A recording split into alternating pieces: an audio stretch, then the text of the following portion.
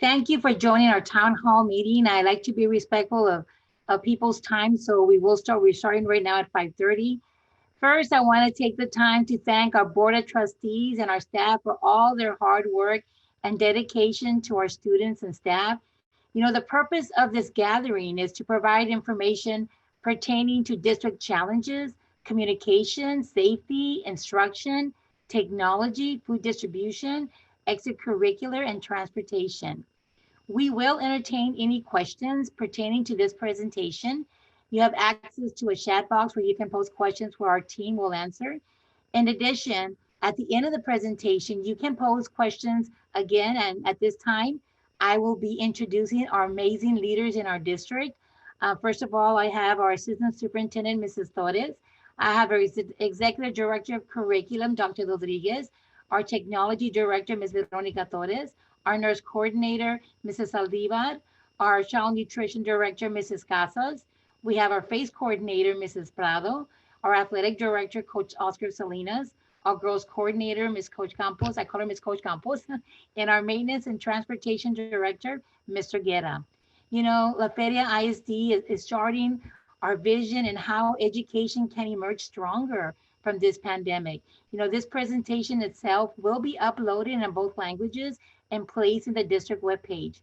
You know, I just wanted to state that in the past, you know, I've had a superintendent, a coffee with the superintendent. Let's talk about it early in the morning. You know, at this time, our team really felt that it was important to provide two sessions, one in the AM and one in the PM. And especially because our numbers are going up with this COVID. And so we want to make sure that we're as transparent as possible in sharing information to you, our community. So that is very, very important as a district. Next slide. First of all, I like to share with you that, you know, on this list, we have our challenges. And I'm going to be very honest with you. We've had our challenges. Our staff is working diligently to close achievement gaps because gaps started since the spring of last year. You know, one of the major challenges that we are experiencing is our students are not logging on, or they're logging on and not partaking in the actual session when our teachers are teaching. And of course, they're not logging on consistently, as well as not turning in assignments. And these are some of the major challenges that we're facing. You know, as a district, our staff has utilized multiple mediums in trying to collect assignments and getting our students logged on. You know, our teachers are working well into the evenings, checking their email for assignments as well. You know, our role as an educational family is to support our students, our parents, and teachers and staff through these unprecedented times. You know, parents, I cannot stress it enough. Parents, please, we strongly encourage you and welcome you to contact our teachers, contact our campus administration. You know, they will answer your questions. We're here to help you. You know, our campus staff has been increasing dramatically all their efforts in contacting parents daily, especially with those students who are not having that academic success. You know, and according to our campus administration, some of the non-pastor student parents are not responding with these attempts at the campus level. I've had principals say they've gone to a house like 3 times in one day and they hear noise, but nobody opens the door. Please, parents, open your door. We want to work with you. We want to help your children. You know, we need you to call us. We've been calling you, answer us. That's the only way that we can continue to have, you know, successes. And we've had successes, of course we have, but we know those are the challenges that we are facing now at these times. In addition to that, just so you'll know, we have sent through mail both progress reports and report cards. And parents, again, we cannot stress the importance of working together and the success of your children. Next slide. Communication. We know communication is key. When you look at all of this in the list, you will see there's a lot that we do as a district, but we know we need more. And so we're always meeting and thinking outside the box. What other ways can we provide that communication tool to speak to our families? And one of the things that I wanted to highlight in this list that we have is the band app. It's similar to like Remind that some of the elementary campuses use. And of course, we've added community flyers that we provide before students come in. And so we're very excited about that. Again, we continue to look at different ways in which we can communicate with our families, because that is important. We know that. Next slide. I want to take you to the steps to find all types of information that will be helpful to you as parents. Step one, you go to the district webpage and you will click on, if you go to step two, you will click on the Back to School 2020-21 icon. Step three, you will view safety handbooks for the district and campuses, as well as other pertinent information. What I also want to share with you, all these handbooks that we have, it's done by staff, by community members. We all partake in creating these handbooks where everybody is inclusive, where we involve voice and different lenses based on experiences, which is very, very important for us as a district. Next slide. I would like to share with you also, here you'll see some pictures of some of the safety measures that our district has put in place in the school. We're very proud of all the efforts that we've made. Here you'll see dividers in bathrooms between sinks. We also have hand sanitizer stations, as well as decal for social distancing. Very, very, very important. And these are just some. We have other components and measures that we've done. Next slide. As part of the prevention practices, we as a district continue to screen all individuals entering our schools. We have in place protocols for returning to work after exhibiting symptoms or having a lab confirmed case of COVID-19. Our campuses and departments continue to disinfect throughout the day before students come to face-to-face instruction. I'm very proud of our nursing staff, headed by Mrs. Saldivar, our coordinator. They really truly go above and beyond as well. They call these students, and they had to answer a questionnaire before returning to campus. And we'll be honest with you, as of right now, we don't know, what that percent is going to be. I know before the holidays, we were like about 39% of face-to-face instruction, and I know that parents have that choice, and they have that choice to keep their children at home, especially with numbers going up. And so the safety, and we know that safety is very, very important.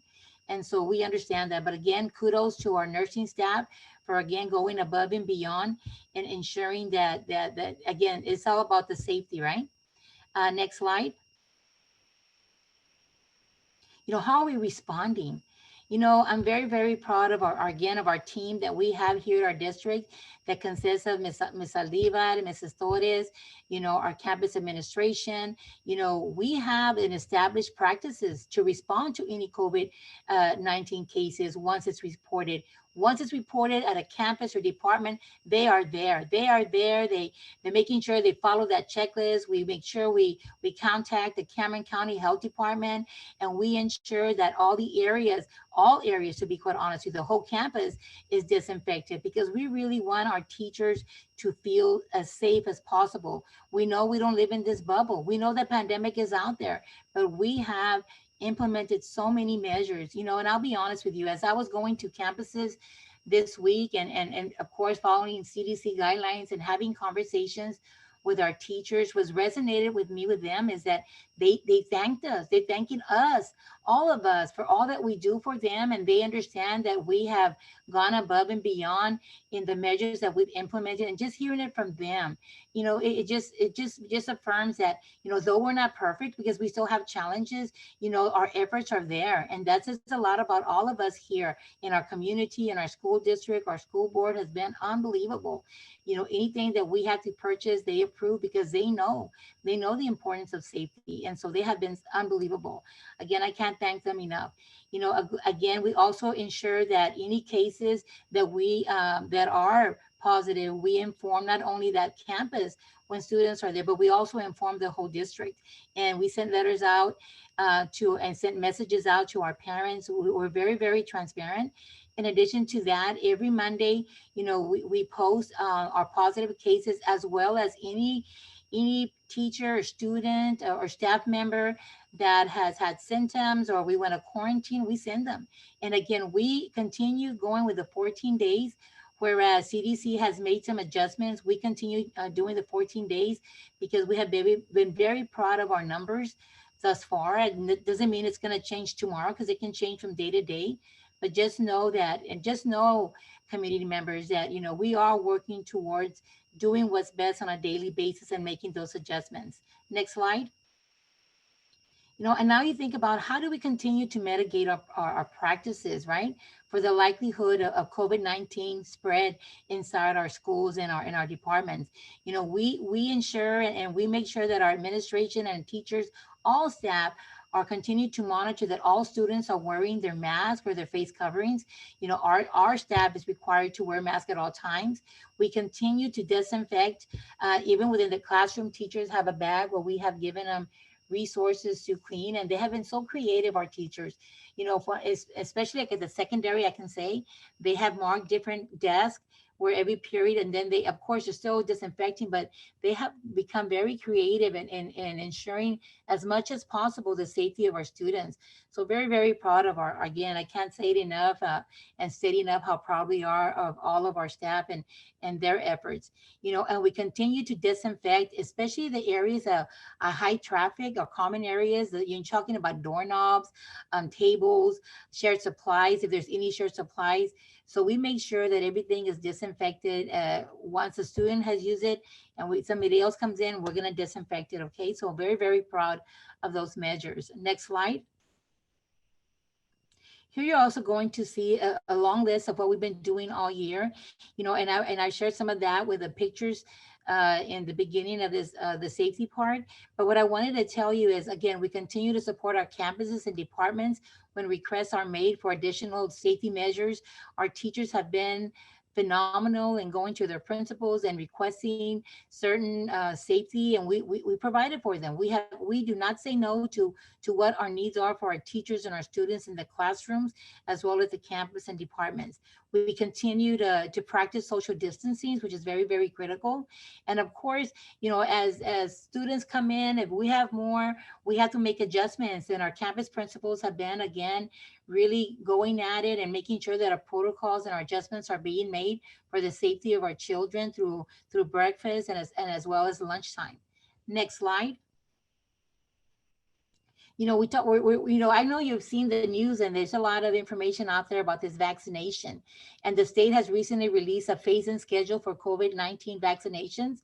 Our Board of Trustees also approved a resolution at the December regular scheduled board meeting and requesting Governor Abbott to include public school personnel in the official expert vaccine allotment panel's definition of frontline workers. But as of today, we have not heard if that's going to be the case. But we did also, just so you'll know, we emailed all our staff with this information because we had received some word from some of our principals that some of our staff members were asking about vaccination. So Ms. Saldivar, again, went above and beyond and provided this information to us at central office, and we forward that information to our staff. Something I also wanted to say to you is that, during the holidays, I got a call from Cameron County, and they were asking if our nurses wanted to go get the vaccine. And that was, what an opportunity for our nurses, right? I went ahead and I called Miss Saldivar, and I want to say within 5 minutes, it was a turnaround. She was able to get 5 nurses to go to get the vaccine. And so very proud of her and getting her team to go and get vaccinated.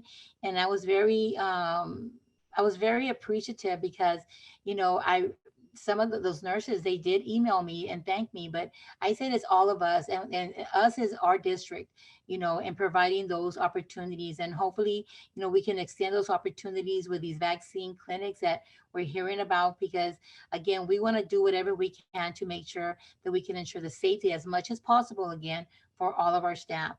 Next slide. The next slide, in the next portion, we're going to be talking about instruction and how it looks very different this year at La Feria ISD. Next slide. Our guiding principles here in La Feria is to ensure that our students have a high quality education, that is stated in our vision and mission. And in addition to that, we continue to teach the TEKS, which are the state standards, and we continue to have those high expectations. We've also provided device and connectivity for families who have stated there is a need. If those families still continue to have connectivity challenges, they are encouraged to report you face to face. In addition to that, the other option that has been provided for them are instructional packets. And our campuses have been, again, so so wonderful in ensuring and the having that process and procedures in providing those instructional packets, because we know we're all different kinds of learners, and we have students that, yes, they can view it on the laptop, if you will, but some students need to have a hard copy. I'm one of them. I have to have that hard copy. And so again, going above and beyond. In fact, we also deliver and pick up. And so again, our campuses and our teachers are coming up with different innovative ways to get the information out, but also to get it back, because our teachers need to grade and of course to see our kids attaining the TEKS. That is very, very critical. Now, another thing that I wanted to stress is that, you can't compare what we're doing now to what we did in the springtime, because we have daily teacher-student interaction through our Zoom and through Seesaw. So it's very, very different. And let me tell you, when I went to another classroom and I had seen that campus had received and ordered a different device for their teachers, speaking to the teachers, telling me how excited they are to have this new tool. And I asked them, how has it been for you, adjusting to the remote and in person, and they told me, Dr. Hernandez, it takes practice, and we've really become even, a lot better at it. And that's what we do in life. We become better through practice. And so very proud of our staff with their enthusiasm and their commitment to do whatever it takes for our students, because they have it so challenging, so challenging. One of the things that I shared this morning in the presentation was that, you think about it, we have an environment at home. We have no control of that environment. And our teachers have experienced so many types of incidents, if you will, because we don't control that environment. Then we have the campus environment, and they have to monitor those students as well. And so, they have to have both forms of educating in engagement, and they have gone out there and they have done and do whatever it takes for our students, and so very, very proud of them, because it is challenging. I mean, we know it is, but just hearing from them, how thankful they are, how appreciative they are of all of us and their principals, because the principals are right there with them. And so again, kudos to all of them. Now, another part of this is the social emotional. We have students that are not adapting very well. We have adults not adapting very well, because it's very, very different. And I'm very proud of our counseling department. They work with our students, they work with our staff, because this is new for all of us. And trying to get used to this new normal is very challenging and very hard. But let me tell you, we have the mindset, we have the motivation, we have the inspiration, because here in La Feria, we put our students first. Our students come first. And everything that we do is for them, because we want them to be successful. And I also want to state how we provide help desk for students, parents, and staff. We have our campuses working with our parents. We have our district level working with our parents, calling parents, having appointments. We're creating videos for our parents on social media, step by step. And so again, and that's not the end of it. We're going to continue making those adjustments. We're going to continue adding, because we know that it has to get done. We have to do what's best for our kids. Next slide. Again, I want to hit more on instruction. As per the instruction we provide our students, again, they've been very diligent. Our campuses are conducting visits, speaking to teachers. Again, they can't thank us enough for what we have been doing. We continue to do. As a district, we provide asynchronous and synchronous instruction to both face-to-face and remote learners simultaneously. Our teachers and staff, again, are doing their very, very best. So how do teachers monitor? How are they monitoring both the remote, right? And then the face to face. And so they do it through class. They do it to checking of understanding, questioning within the Zoom session. We also have checkpoints, unit tests. We administer benchmarks. We're still administering the benchmark, and that benchmark data we will be presenting to our board. Our board is very, very good about wanting to know how we're doing, and again, what is a plan of action, because we do have a plan of action. Our campuses work very hard on that. And again, and just so you'll know, what is new this school year is that TA, which is the Texas Education Agency, they had stated already that the STAR end of course is not going to count for accountability. but we always use data to paint a picture, no matter what, to show us where we're at and what we need to do. And then we respond. We respond through interventions, right? And so, again, I just want to share with you that we continue to have ongoing staff development. Our learning platforms for our pre-K to second is Seesaw, and our learning platforms for our third grade to 12 is Google Classroom. Again, the classes are faced with providing interventions. They do it within a school day. They provide it on Saturday. I spoke to a couple of principals today. They're making more adjustments already, providing more opportunity for our students to partake in the TEKS, to make sure that they're attaining and they're learning. It's not a checklist. It's, we want to make sure that they're learning and being successful. Next slide. Again, I want to stress our district supports. We're very fortunate that we are able to have district supports in our departments. We have our special ed department who always go above and beyond for our special ed populations. We also have a bilingual who right now is very busy with TELPAs. We know that learning the second language acquisition is critical. Our migrant has been very, very, very diligent, having been parent meetings, have been doing staff development as well. We know the importance of college and career readiness. We know that not all students are going to go to college. And so we as a district have made a lot of opportunities for our students to be certified. And let me just share with you, very excited because we have grants. We have grants that we have that has really going to really make our programs even better, on a health science and in construction, because we know masonry, we talk about electricians, all these jobs are a high demand. And so we have to make sure that when our students graduate, that they have options. And so we're very proud of what we've been doing with our career and technology education. Of course, we continue to service our gifted students with rigorous additional services, if you will, and as well as parental involvement. I cannot stress enough the importance of us welcoming our parents. You have done and keep working at it. We'll continue to do so. Mrs. Prado, Ms. Veronica Torres at the district level, are always looking in ways and how we can continue providing the supports, but having involvement and engagement, and I want to just stress, Dr. Rodriguez at CNI with his department are constantly working and trying to find resources and supports for our campuses. And really just to think this is teamwork. Nothing that we do is in isolation. It's all of us working together for the future of our students. Next slide. Wow, you think about technology, it really, we are fast forward into technology, the new way of learning, and we know that it's really transformed during this pandemic.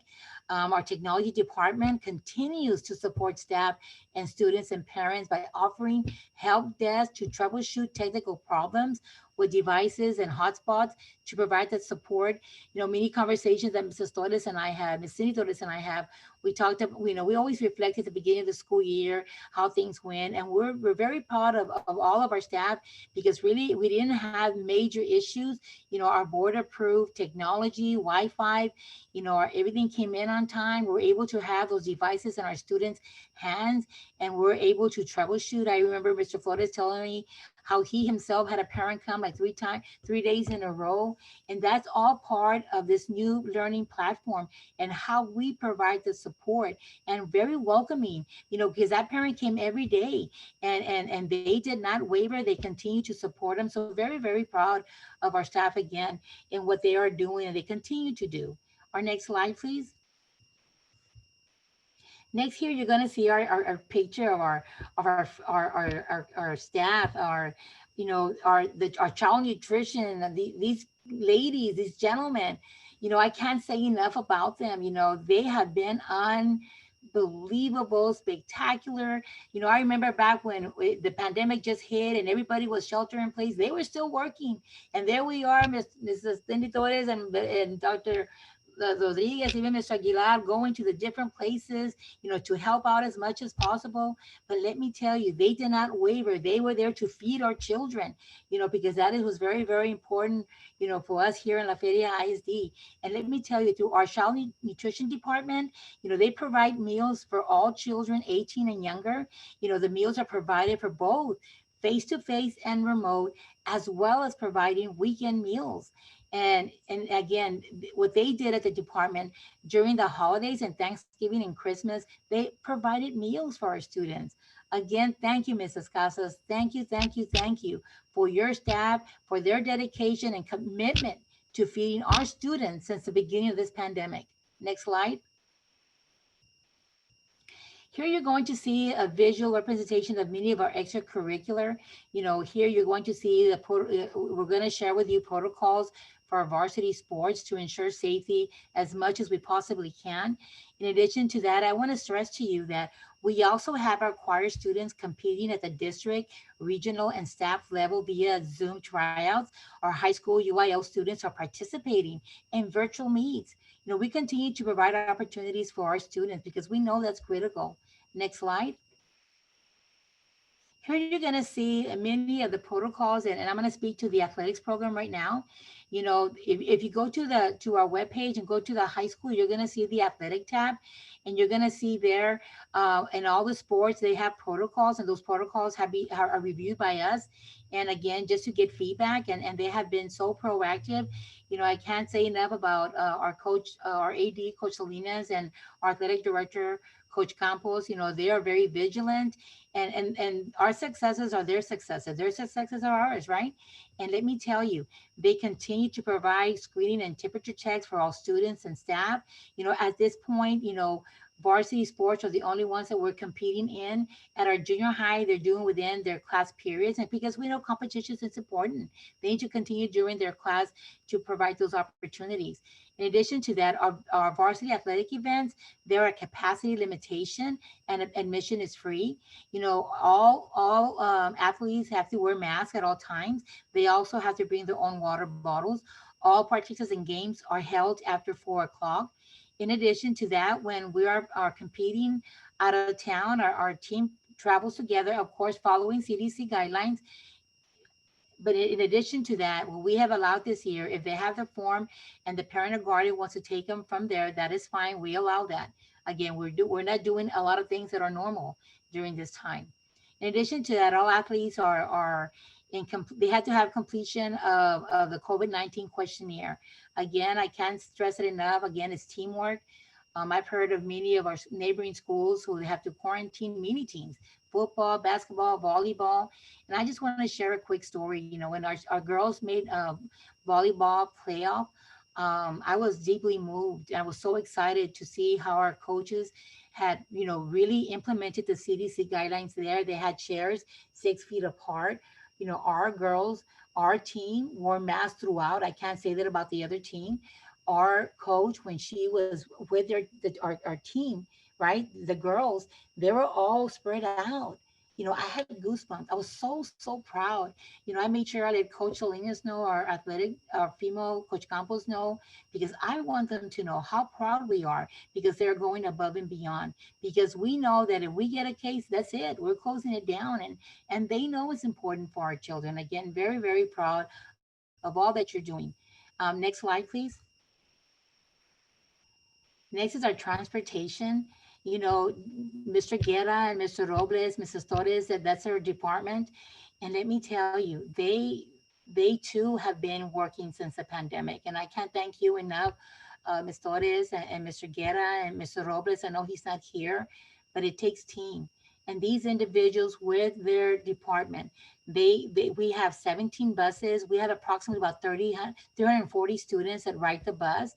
And let me tell you, they have implemented safety measures that to ensure as much as we possibly can, right? The safety protocols. In addition to that, we know that, our students are coming, they're coming, and we don't know the numbers. Right now, we don't know. I'm going to say that we're going to have less kids because the numbers are up. And so, but if they were higher, that they were coming in, I guarantee you our transportation maintenance, they have it under control, you know. And at this time, I just want to again thank you. Thank you all for being so attentive during this presentation. I just want to reiterate how proud we are, all of the La Feria ISD staff, for our board of trustees, our community, for always going above and beyond and doing what is best for students. And I know, we all know that we have challenges, but we're ready to face these challenges together. We appreciate any suggestions that you might have that perhaps we didn't think of. I'm always in constant communication with my colleagues, other superintendents in this region, and we're all facing very similar challenges. All of this, none of us has that magic bullet, have that book of tricks, if you will. But let me tell you, we share ideas. We work together because we are one region, one state, one nation. And so we know the value of education. And just know that we will continue to make changes and adjustments as we forge forward with this pandemic. And also be assured that La Feria ISD continues to be the district of choice. And we welcome all people who want to come to our district.